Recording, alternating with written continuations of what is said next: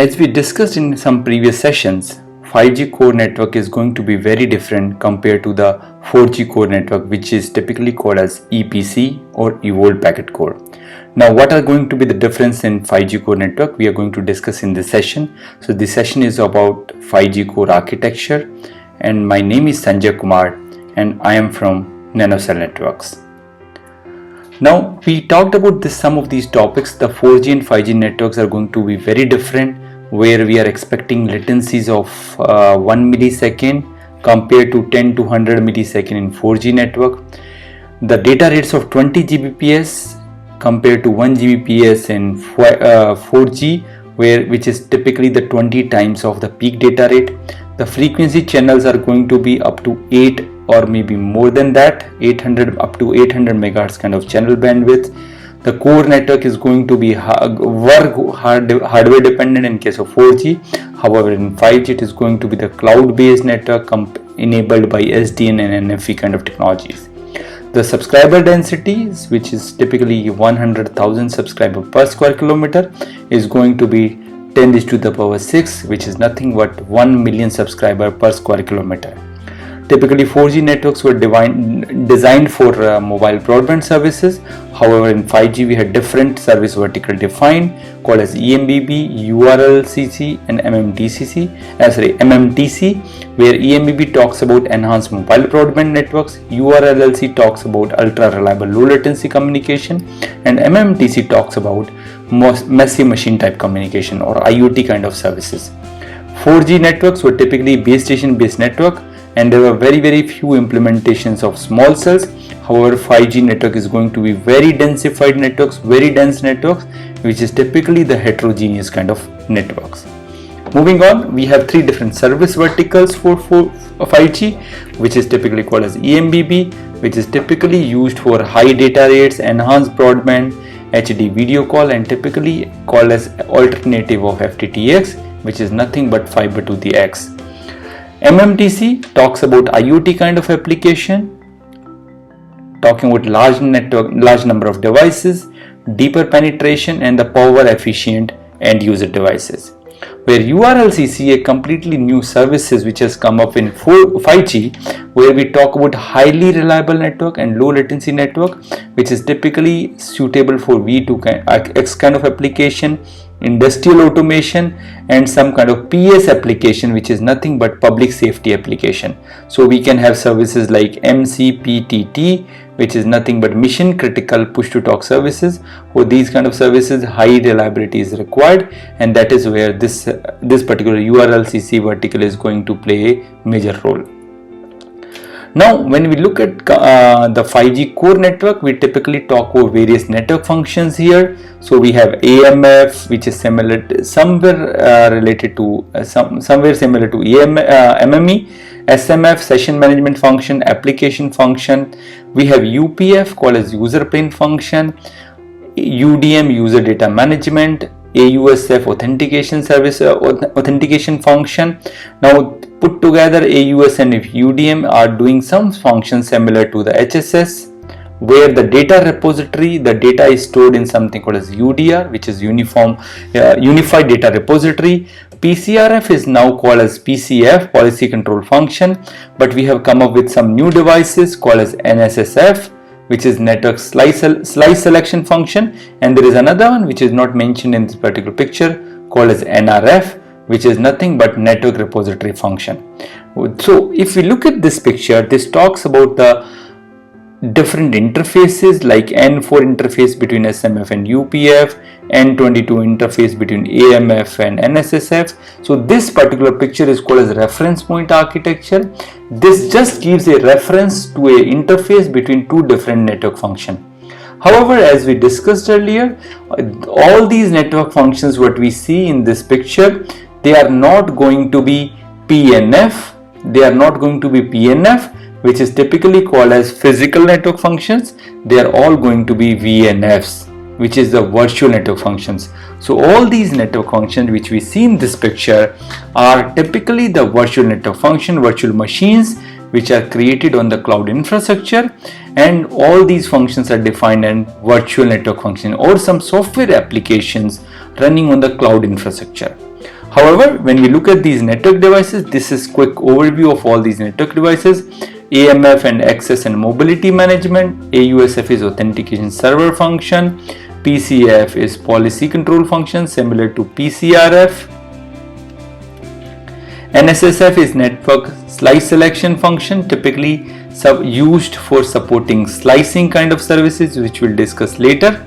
NEF is network exposure function, typically exposing your networks to the third party services. NRF, network repository function, which is the broker function, which typically talks about all the network function. It enables network functions to talk to each other, and for that we have something called as NRF. SMF is session management function, which does all the session management part of it. CHF is charging function. UPF is user plane function, typically does the user plane part of it. UDM is unified data management. UDSF is unstructured data storage, which we'll not discuss here in detail, but just have some data storage for the unstructured data. NWDAF, which is network data analytics, we are going to have a lot of influence of ML and AI kind of services in case of 5G, and that is where my network and data machine learning and artificial intelligence, where network data analytics function is going to play a major role. AF are typically the application services or application functions, and UDR here is the data repository, which is a centralized data repository which can be accessed by UDM, can be accessed by PCF here, somewhere here, yeah, PCF, and can be accessed by network exposure functions also. If you look at the actual communication, all these functions, they're typically connected by using something called as a service bus, and that is why we call it as a service based architecture. So all these network functions are defined with some kind of services here, so which is typically NSSF or NAUSF or NNEF. They all communicate to each other by using some RESTful APIs, and that is why we call it typically a service based architecture. They are all connected to each other by using a service bus. So all the network function above this line here, they are typically the control plane devices, and below this what we have here is user plane, and typically we have only one user plane function, which is called as UPF or user plane function. However, we have DN here, which was typically called as PDN in earlier networks, packet data network, and now we just call it as DN, data network. We have radio network here, which is typically 5G radio network, radio access network, and we normally call it as NR or new radio. Now SBA, the service based architecture, stack and interfaces, typically it runs on something called as RESTful APIs, which is RESTful API stands for representational state transfer, RESTful API based communication. However, it is typically little new for telecom networks. It is a very dominating thing in IT network. In most of the IT infrastructure, all the communication happens on HTTP2 kind of protocol, and on top of this what we are using here is a serialization protocol called as JSON, JavaScript object notation. All the messages are scripted in JSON format.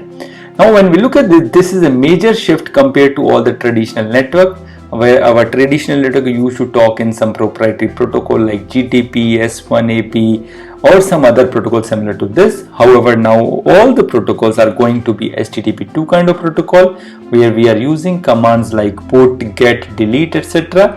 And JSON is the serialization protocol, and we are using HTTP protocol to transport JSON format messages in RESTful API style. So this is the protocol stack for our SBA. All the network function, virtual network function, they are using exactly the same protocol stack, but the JSON messages are going to be different depending on what network interfaces we are talking about.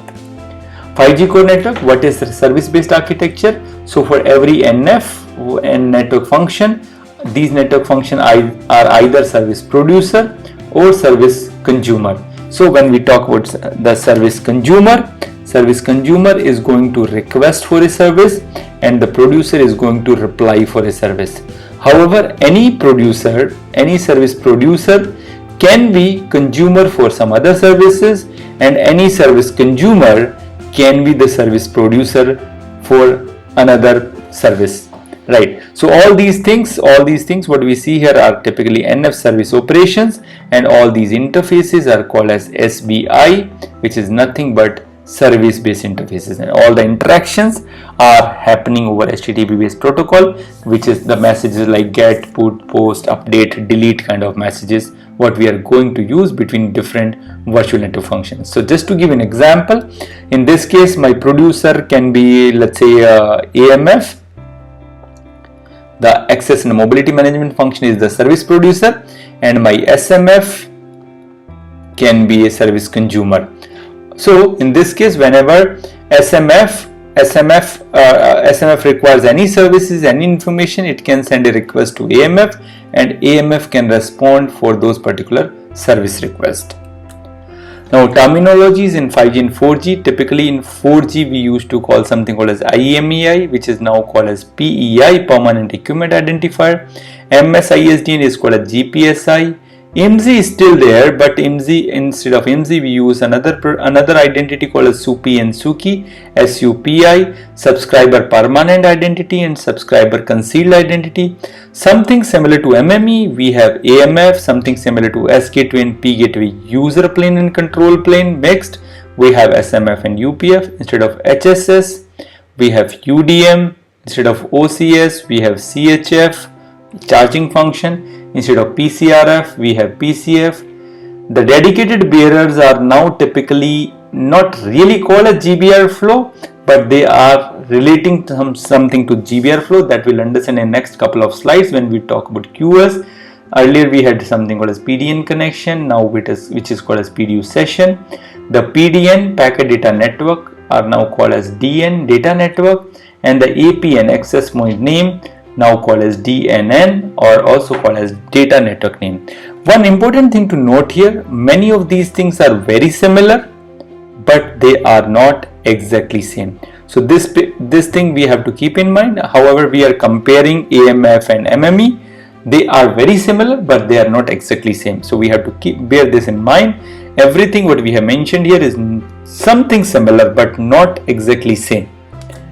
Now when we talk about 4G and 5G QoS, as we understand, we had a concept of default bearer and dedicated bearer in 4G, and the lowest granularity what we had for quality of service implementation was the bearers. So we have the data radio bearers, or I'll say default bearer and dedicated bearer.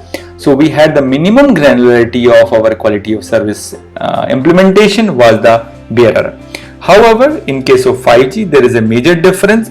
In one particular PDU session, so we have one PDU session here. In one PDU sessions, we can have multiple data radio bearers. In every data radio bearers, we can have multiple QoS flows. And in every QoS flow, we can have multiple SDFs, which is nothing but service data flows. However, the minimum granularity for QoS implementation, is going to be the QoS flow level, right? So what we are going to implement is the QoS will be implemented at the QoS flow level. So in case of 4G, if there are two services being used in one data radio bearer, they are going to have exactly same quality of service experience. However, in case of 5G, we have multiple QoS flow within the same data radio bearer, so I can have differential quality of service implementation within the same radio bearer. However, in the same radio bearer, we can have multiple QoS flows, and within the QoS flow we can have multiple SDFs, service data flows, and every service data flow are going to experience exactly the same QoS treatment because they are kept within the same QoS flow. So just to summarize here, in case of 4G, our QoS implementation happens at the granularity of data radio bearer. However, in case of 4G, it happens at data radio bearer level. However, in case of 5G, the QoS implementation happens on the QoS flow level.